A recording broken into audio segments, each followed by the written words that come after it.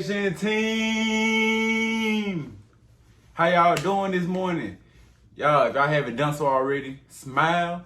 Tell your family you love them. Tell them good morning. Go on, tell them wake up and get in the video. I've been up since 5 o'clock this morning. Reading. And I learned a lot today. Y'all, we finna learn about the 10 Commandments today. For real. Thank y'all for liking. Thank y'all for supporting. Hey, this journey getting better and better, man. You know, every day I come across a new mindset. Every day something new. It's something different. And I feel like I just been I've been focused. Like nothing is trying to distract me. No, it's stuff trying to distract me for sure. But I'm not letting it get to me. And I can feel like I feel strong. Like I real deal feel strong mentally. That being said, y'all, let's go ahead and get to today's video. Today we are starting at Exodus 17. All of the Israelites, they then left from the wilderness of sin after following the Lord's instructions, and they camped out at Rephidim. And there wasn't any water for them to drink. Oh, here we go again. How Moses was. Moses just minding his business. Hey, we need some water, bro. Hey, give me some water, man. We need water. What's up with the water? Oh my gosh. These folks, they complaining to Moses again. They ain't even asking. They like, hey, give us some water to drink. They ain't even asking. Moses said, what y'all asking me for? Are y'all challenging the Lord or something? But the people that were so thirsty, they kept bothering Moses. Why you bring us out of Egypt? You trying to kill us and our children by thirst? Moses started to cry to the Lord himself. He like, what am I going to do with these folks? What am I going to do? Moses says just like that. He said, hey, a little bit longer, they going to be ready to get me up out of here. Because they keep breathing down my neck, man. It's like every 2 minutes they got something to say. So I said, give me some water. You must want me to die. Why you get me out of Egypt? But the Lord had told him, go ahead of them and bring some of the elders. Take your staff and break a stone over there by the Horeb. And the rock, it'll pour out water, and the people will drink out of it. And Moses did just that. And he called the place Massah and Meribah, because the Israelites argued there. And they challenged the Lord, saying, is he with us or is he not? Then came the Amalek. They had attacked the Israelites. Moses told Joshua to go get some men and go fight. Tomorrow I will stand on the top of the hill with my staff of God.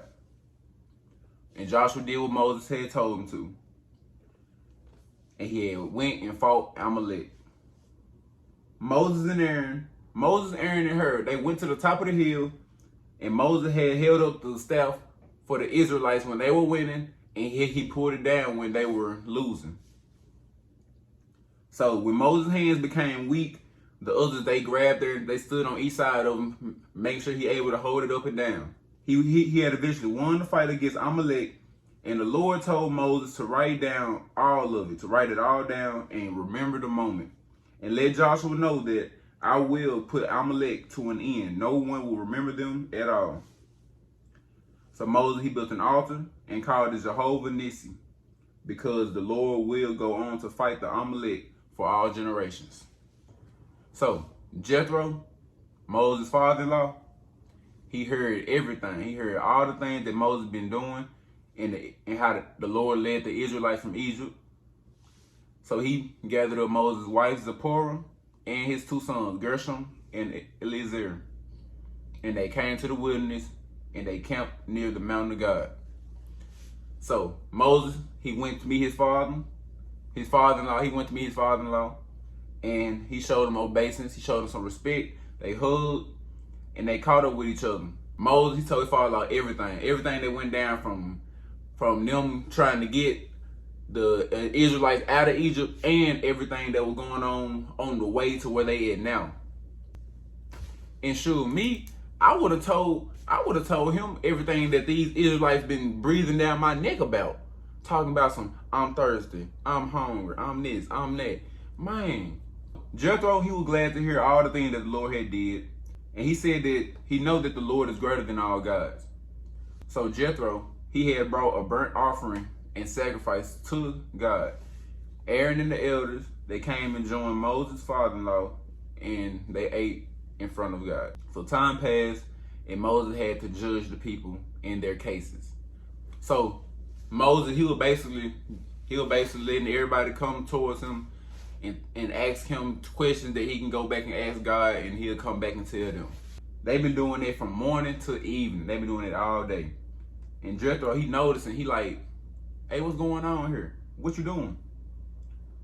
Why you judging everybody and everybody else just standing around from morning to the evening? Like, what's going on?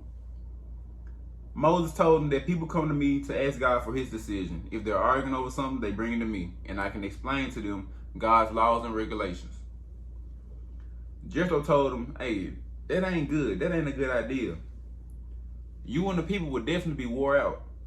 Now listen, I give you some advice, and God, he'll be with you. Taking their cases to God and letting them know his laws and regulations, showing them how to walk and work in the work that they have to do is good.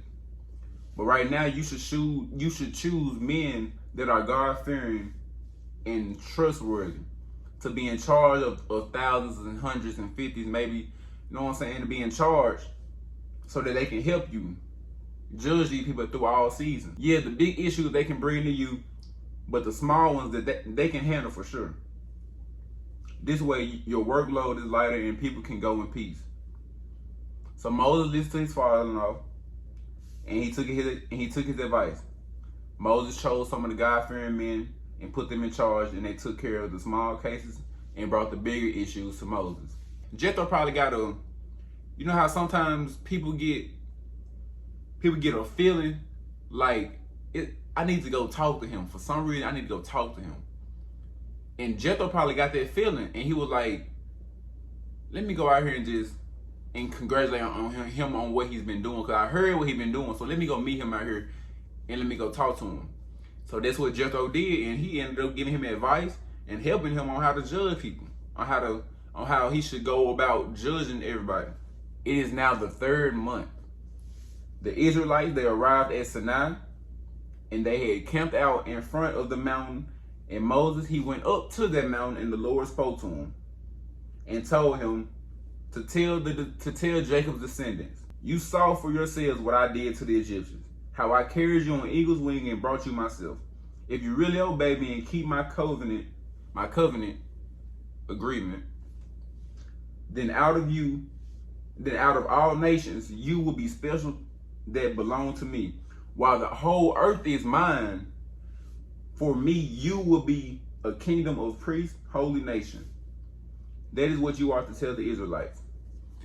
And I had wrote a note, and I said, why can't we just live for God and trust his process? We all know times get hard, but just like them, when times got hard for them, they didn't turn to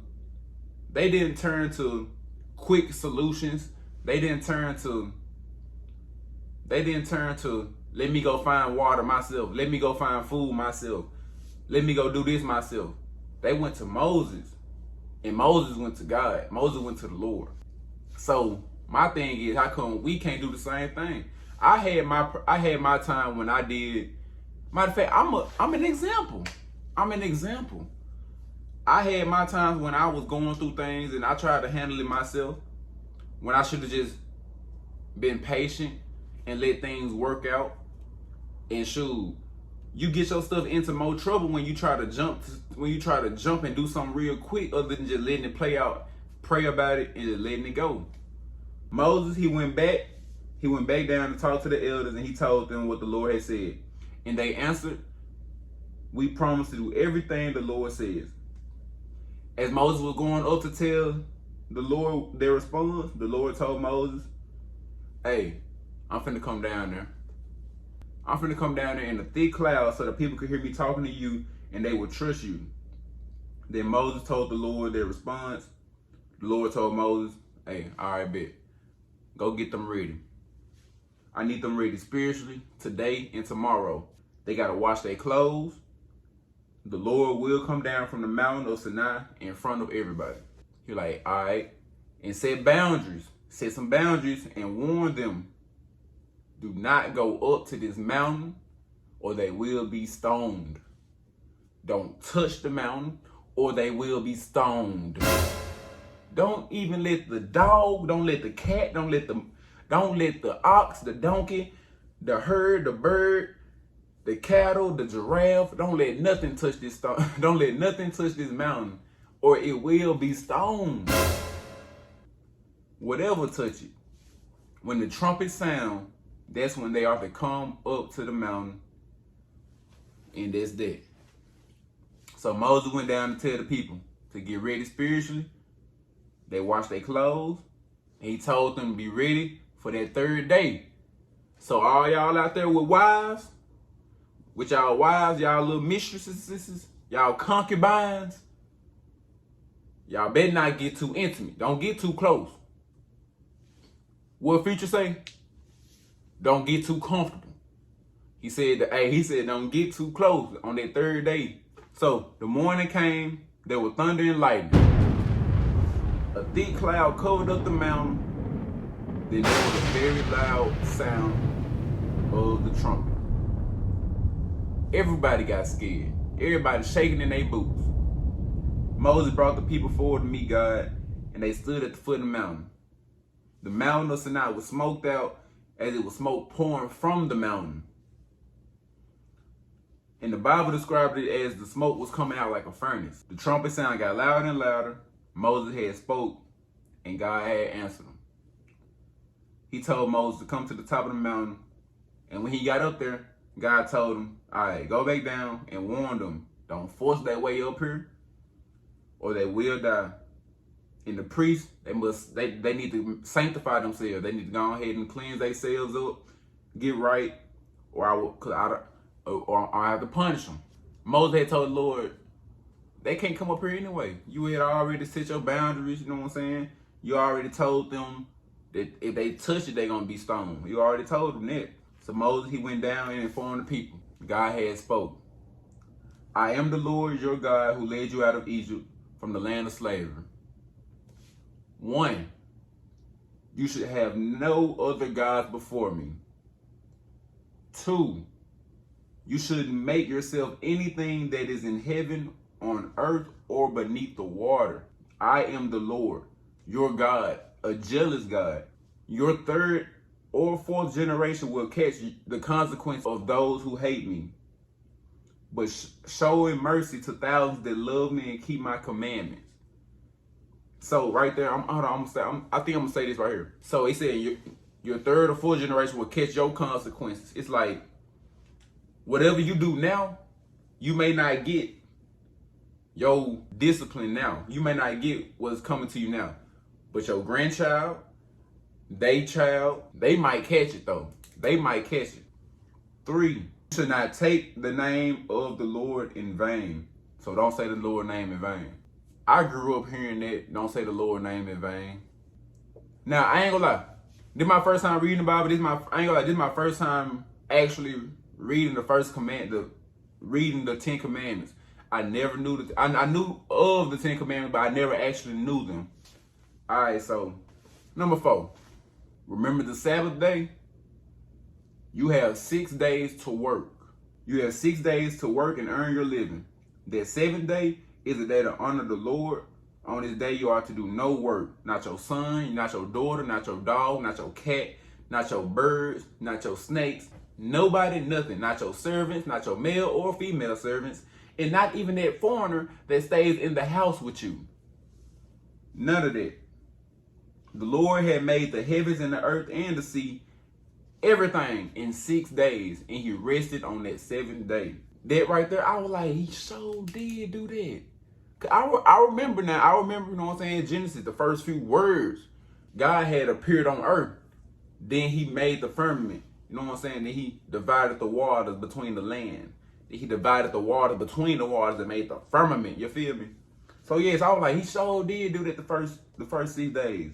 And then he said, number 5, you need to honor your mother and father so your days will be long on the land God is giving you. Number 6, you should not murder. Number 7, you should not commit adultery. Number 8, you shouldn't steal. Number 9, you shouldn't lie on each other.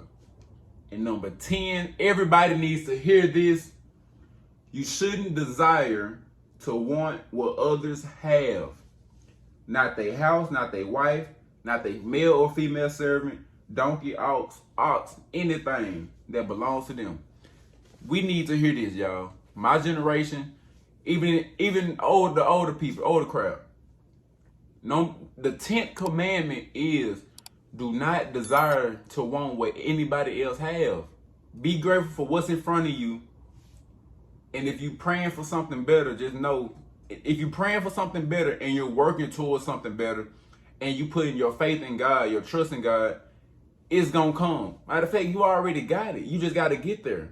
You just gotta go get it. Before I was into Christ, before I was into it, yeah, I was on Instagram like, dang, I want this. Dang, I want this. Fantasizing me having it and all that.